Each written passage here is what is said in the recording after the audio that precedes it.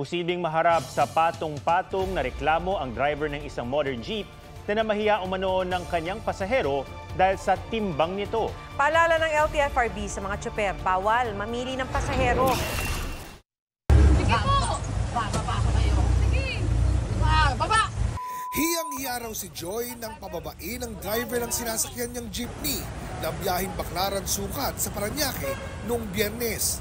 Ang dahilan daw ng driver, ang kanyang timbang. Nag-alok pa nga raw si Joy na doblehin ang kanyang bayad, pero pilit pa rin siyang pinabababa ng tsuper.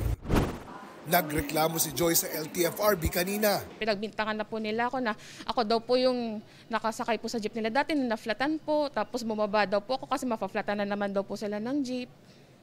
Ng gulong po. Sobrang hiyang-hiya po ako kasi hindi naman po porket mataba po ako, kailangan po akong ganun ni driver. Sabi ng LTFRB, padadala nila ng show cause order ang inireklamong driver, pati ang operator nito para magpaliwanag. Posible raw silang maharap sa paglabag sa terms and conditions ng prangkisa, tulad ng unjust discrimination at kakulangan ng courtesy. Base doon sa statement mo kung ano yung mga violation titingnan natin. And then pwedeng patong-patong na yung magiging violation. Kasi naka-enumerate naman doon sa terms and conditions ng CPC na ito dapat nung susundin nila. So, pag pumasok doon sa mga ginawa niya sa inyo, pwedeng mas marami pa nating ma-impose na penalty.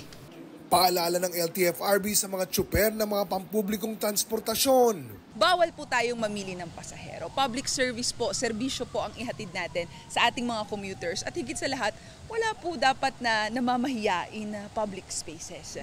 Humingi ng tawad ang jeepney driver na inireklamo sa LTFRB ng pasaherong pilit umanong pinababa dahil sa kanyang timbang. Pag-amin ng tsuper at ng kanyang misis, totoong sinabi nilang bawal ang mataba sa kanilang jeep at pinababa nga raw si Joy Gutierrez. Paliwanag nila, dati na nilang naging pasahero si Gutierrez at nakasagutan na rin nila noon. Kaya para hindi na maulit ang sagutan, pinababa nila si Gutierrez noong Biyernes. Bago raw kinuna ng viral video, sinabihan daw nila si Gutierrez o sinabihan daw sila ni Gutierrez na kolorum ang kanilang jeep. Aminado raw ang mag-asawa na mali ang kanilang nagawa. Pero reklamo ng mag-asawa, nasaktan din sila sa post ni Gutierrez at 3 araw na hindi nakapasada dahil sa takot. Dadalo raw ang mag-asawa sa pagdinig sa LTFRB sa June 14.